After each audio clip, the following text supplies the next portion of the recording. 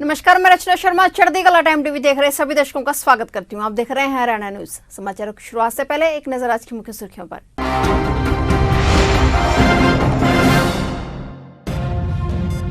China की 59 apps हुई ban, केंद्र सरकार का चीन को मुंह तोड़ जवाब।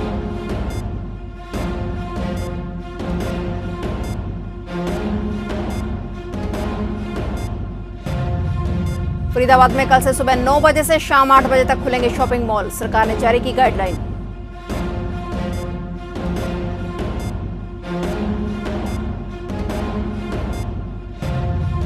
सोनीपत में दिल दहलाने वाला मामला, गश्त के दौरान 2 पुलिसकर्मियों की गोली मारकर हत्या।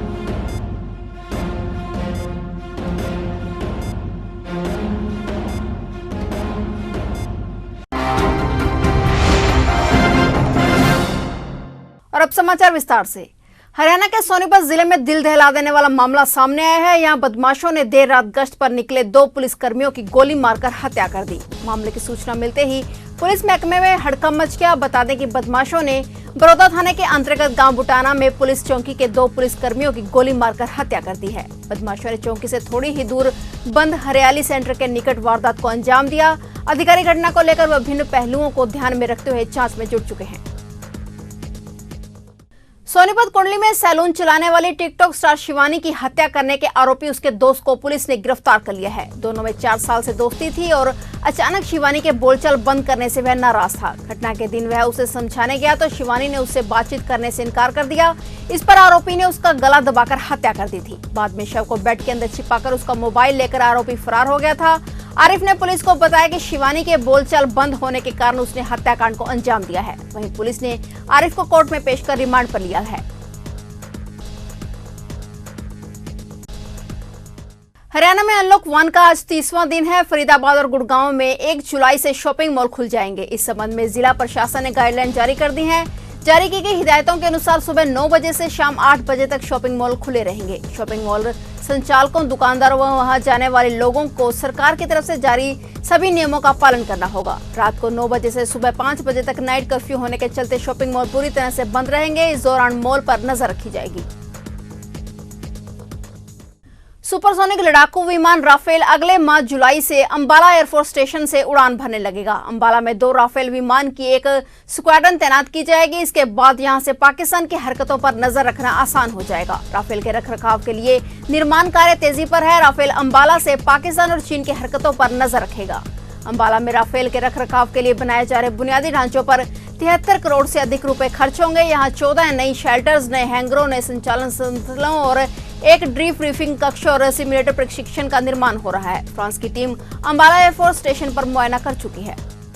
कलायतो मंडल के गांव कुराड़ में दिल दहलाने वाला हादसा हो गया। वहां के खेतों में पानी की मोटर का स्टार्टर ठीक कर रहे किसान और मजदूर की करंट लगने से मौत हो गई। ग्रामीणों ने कहा कि दोनों ही गरीब व्यक्ति थे, इसलिए प्रशासन को उनके परिवार की आर्थिक मदद करनी चाहिए। किसान बिंदर और मजदूर संजय खेत में मोटर के स्टार्टर ठीक कर रहे थे तो इसी दौरान बिजली का करंट लगा, जिससे दोनों की मौत हो गई।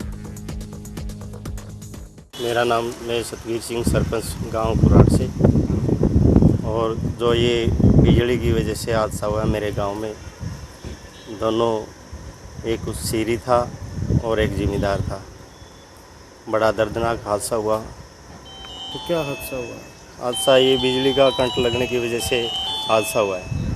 नगरपालिका कर्मचारी संघ हरियाणा के बैनर तले सफाई कर्मचारियों ने अपनी मांगों को लेकर जोरदार विरोध प्रदर्शन किया। कर्मचारियों ने विरोध प्रदर्शन करते हुए सरकार द्वारा वादा खिलाफी करने के विरोध में हरियाणा सरकार मुर्दाबाद के नारे लगाए। उन्होंने कहा कि हरियाणा सरकार सफाई कर्मचारियों की मांगों को जल्द से जल्द लागू करे। यदि सरकार ने उनकी मांगे न मानी तो वह अनिश्चितकालीन हड़ताल पर चले जाएंगे, जिसका खमियाजा सरकार को भुगतना पड़ेगा। कर्मचारियों का कहना है कि हरियाणा सरकार बार-बार कर्मचारियों के साथ भेदभावपूर्ण बर्ताव कर रही है, जिसके कारण कर्मचारियों में भारी रोष है।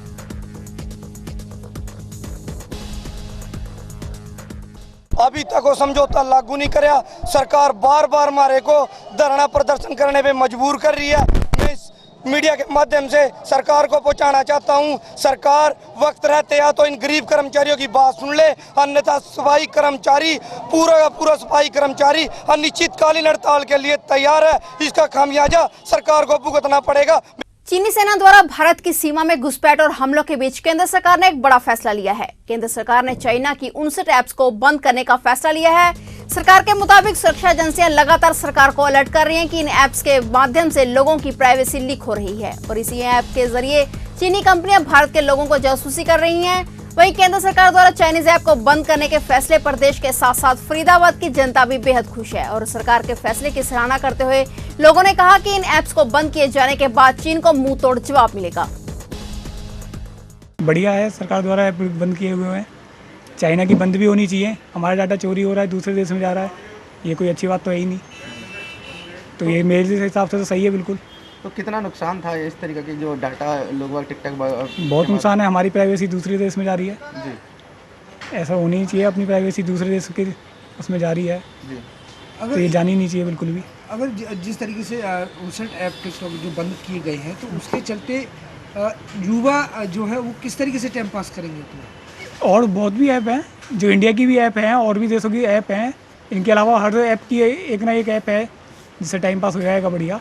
बर्खास्त पीटीआई शिक्षकों का धरना 16वें दिन भी जारी रहा। चबार महासभा के अध्यक्ष हरपाल चंदेल अपना समर्थन देने पहुंचे।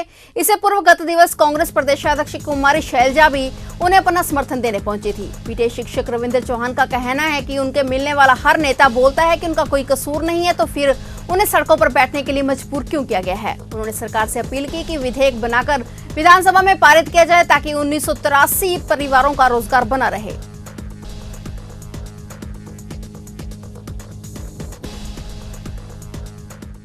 जब हम बेकसूर है तो हमें क्यों यहाँ सड़कों पर बिठा दिया गया है?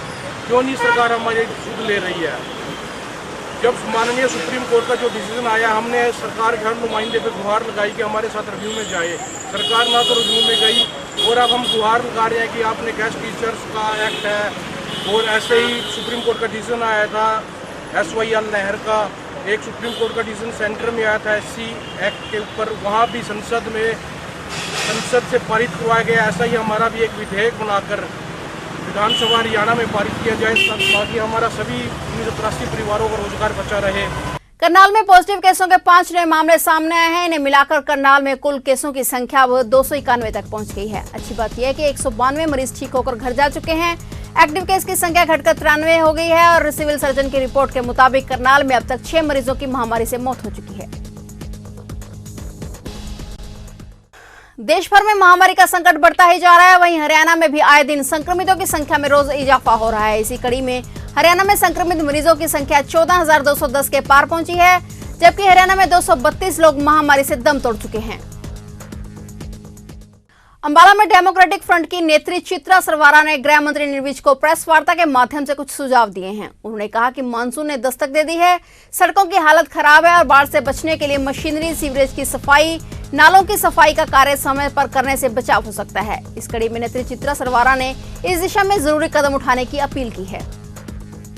तो अंबाला कैंट में मानसून ने दस्तक दे दी है और ठीक आज से 25 दिन पहले इसी दिन का हवाला देते हुए HDF अंबाला कैंट की टीम ने कुछ सुझाव एक ज्ञापन के तौर पे हमारे नगर परिषद की टीम को दिए थे कि अगर हम कुछ कदम पहले से प्रोएक्टिवली उठाएंगे तो हर साल मानसून के समय जो बाढ़ की स्थिति आ जाती है और अंबाला का कोई ना कोई हिस्सा इसमें फंसता है और जूझता है, उस मुश्किल से हम शायद बेहतर अब की बार पार कर सकें। हमारे सुझाव में मुख्य तौर पर उस वक्त था कि सभी नालों की युद्ध स्तर पर सफाई हो, छोटे बड़े नाले जितने भी हैं। इंद्री लाडवा रोड पर ओवरटेक कर रहे कैंटर ने बाइक को टक्कर मार दी। टक्कर लगते ही मोटरसाइकिल पर सवार दोनों युवक नीचे गिर गए और बुरी तरह जख्मी हो गए। राहगीरों ने घायलों को सरकारी अस्पताल पहुंचाया, परंतु हालत गंभीर होने के कारण डॉक्टरों ने उन्हें करनाल मेडिकल कॉलेज रेफर कर दिया है। घटना की सूचना मिलते ही पुलिस ने मौके पर पहुंचकर जांच शुरू कर दी है। पुलिस के मुताबिक कैंटर चालक को भी काबू कर लिया गया है।